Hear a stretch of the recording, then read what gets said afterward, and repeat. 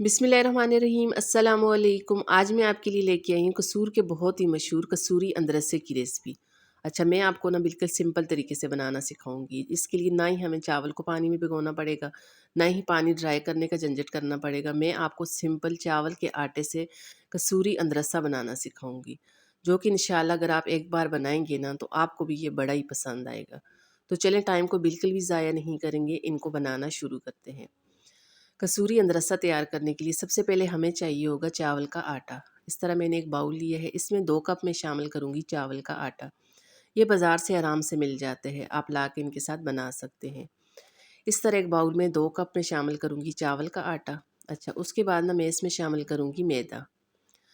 2 चम्मच इस तरह मैदा इसमें डाल देंगे। अच्छा, मैदा डालने के बाद ना अब मैं इसमें शामिल करूँगी इलायची का पाउडर।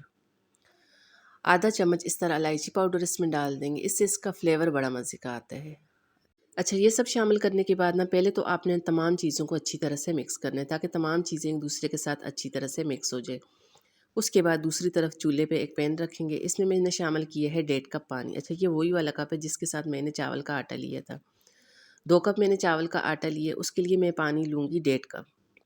इस तरह एक पैन में 1.5 कप पानी डाल देंगे। अच्छा, 1.5 कप पानी डालने के बाद ना अब मैं आधा कप इसमें चीनी शामिल करूँगी। अच्छा, चीनी आप अपनी मर्ज़ी से कम ज़्यादा कर सकते हैं।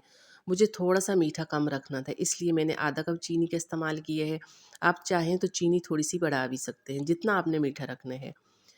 चीनी डालने के बाद ना अब मैं इसमें शामिल करूँगी घी। इस तरह 1 चम्मच इसमें घी डाल देंगे। अच्छा, घी डालने के बाद ना अब इनको बॉयल होने के लिए छोड़ देंगे, ताकि चीनी भी हमारी अच्छी तरह से मेल्ट हो जाए। पानी में अच्छा सा बॉयल आना चाहिए। जब तक पानी में बॉयल नहीं आ जाता तब तक चावल का आटा आपने इसमें शामिल नहीं करना। पहले आपका पानी अच्छी तरह बॉयल होना चाहिए।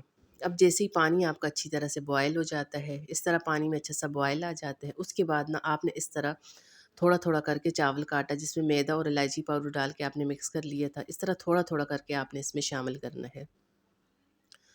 अच्छा, चावल का आटा डालने के साथ-साथ आपने मुसलसल इस तरह इसमें चम्मच चलाना है।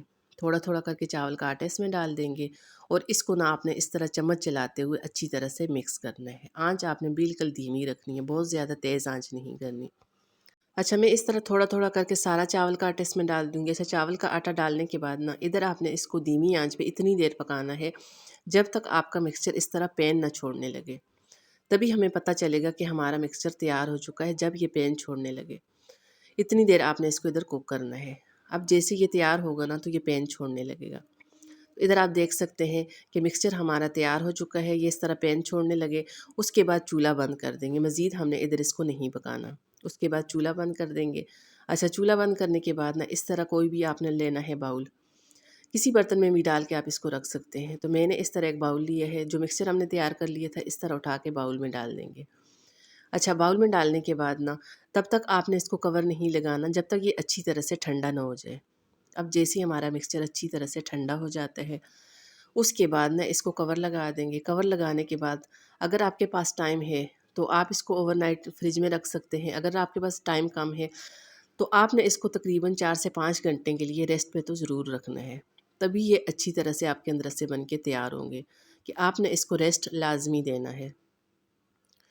अब मैं इसको अच्छी तरह से ठंडा कर लूँगी। जैसे ही हमारा मिक्सचर अच्छी तरह से ठंडा हो जाएगा, मैं इसको कवर लगा के ना पूरी रात के लिए फ्रिज में रख दूँगी। तो मेरे पास टाइम है, मैं दूसरे दिन इसको तैयार करूँगी, इसके लिए मैं इसको कवर लगा के फ्रिज में रख दूँगी। अच्छा, पूरी रात इसको फ्रिज में रखने के बाद ना माशाल्लाह से ये बहुत अच्छी तरह से सेट हो चुके हैं। अब हमने इसके बनाने हैं अंदरसे। तो अंदरसे की टिक्की तैयार करने के लिए सबसे पहले हाथों में इस तरह आपने ऑयल लगाना है। हाथों को आपने पहले अच्छी तरह से ग्रीस करना है। उसके बाद इस तरह थोड़ी-सी आपने डो उठानी है, हाथों पे इस तरह इसको घुमाते हुए इसकी टिक्की तैयार करनी है। अच्छा, टिक्की आपने ना इसकी बहुत ज़्यादा मोटी भी नहीं बनानी और बहुत ज़्यादा पतली वाली, बारीक वाली भी नहीं बनानी, बस इस तरह नॉर्मल सी इसकी टिक्की तैयार कर लेंगे। अच्छा, जैसे ही इस तरह इसकी टिक्की तैयार हो जाती है ना, उसके बाद ना इसको यहाँ पे थोड़ा-सा ऊपर से उँगलियों की मदद से प्रेस करेंगे। प्रेस करने के बाद अब अगला काम जो हमने करना है वो है इस पे तिल लगाना। अच्छा, तिल ना आप अपनी मर्ज़ी से इनके ऊपर लगा सकते हैं, जितने आपको पसंद हो। मैं 2 तरह से बनाऊँगी।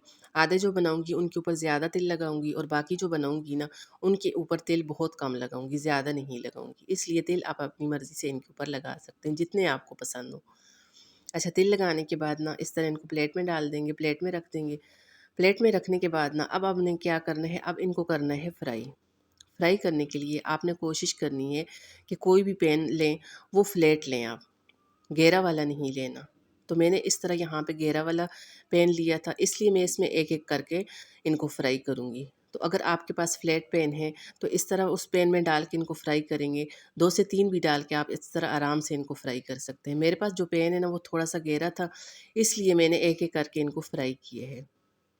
इस तरह यहाँ पे तेल लगा के इनको ऑयल में डालेंगे। ऑयल में डालने के बाद ना इनको यहाँ पे करेंगे बिल्कुल हल्की आँच पे अच्छा सा फ्राई। इतनी देर फ्राई करेंगे ताकि अच्छा सा गोल्डन सा इस तरह प्यारा सा इनका कलर आ जाए। तो चलें जी, माशाल्लाह से बहुत ही मज़े के कसूरी हमारे अंदरसे बन के तैयार हो चुके हैं। अगर रेसिपी आपको पसंद आ जाती है प्लीज़ इसको लाइक शेयर ज़रूर कर दीजिएगा। साथ में मेरे चैनल को भी सब्सक्राइब कर दें। अल्लाह हाफ़िज़।